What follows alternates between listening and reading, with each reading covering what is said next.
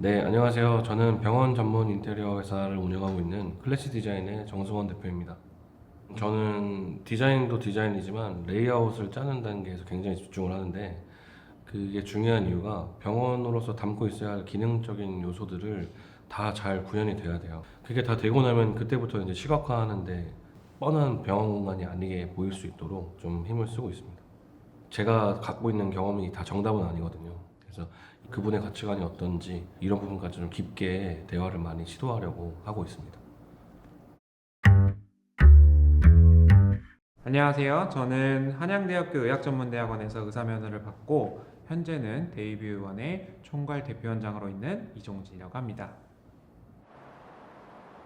강남역 인근은 피부 미용의 메카라고 불릴 수 있을 정도로 우리나라 사람들뿐만 아니라 많은 외국인들이 시술을 받으러 오는 곳입니다. 강남점 위치 선정에도 사실 설계 직전 단계에서부터 고민을 많이 했었는데요.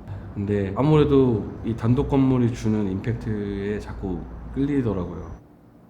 노후된 건물이었고 현장 컨디션을 다 뜯어봐야지나 알 수 있었기 때문에 좀 위험 요소도 많았어요. 그럼에도 불구하고 이 단독 건물에 좋은 컨셉과 좋은 공간을 만들면 분명히 참신하고 새로운 임팩트를 보여줄 수 있을 거라고 생각이 들어서 제가 좀 강력하게 얘기해서 이쪽으로 오게 됐습니다. 노후된 건물이라 한눈에 파악하기가 어려웠습니다. 철거를 하나하나 하면서 건물의 컨디션을 확인했고요. 디자인이 반영되기 전에 건물이 제 기능을 못하는 부분이 없도록 신경 쓰고 있습니다. 층간 이동이 있으면 복잡한 게 사실입니다. 그러나 우리 클래시만의 방식으로 극복해 나가고 있고, 여러 협력 업체들의 층간 이동 중에 발생할 수 있는 안전사고를 방지하는 데 신경 쓰고 있습니다.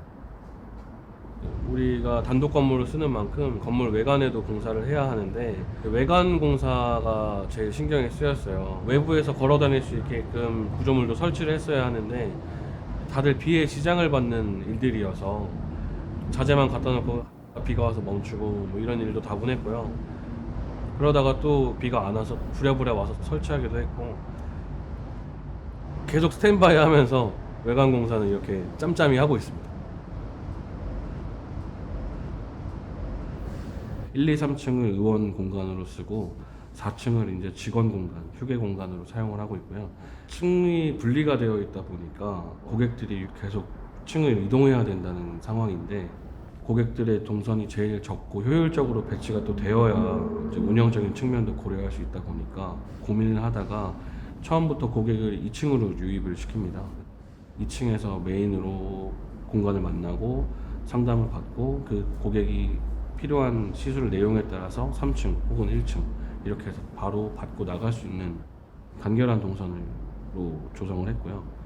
물론 병원 운영 그리고 병원의 규모에 따라서 효율 이런 부분도 다 우선적으로 검토를 하지만 그 안에 늘 중심에 서 있는 건 고객인 것 같아요.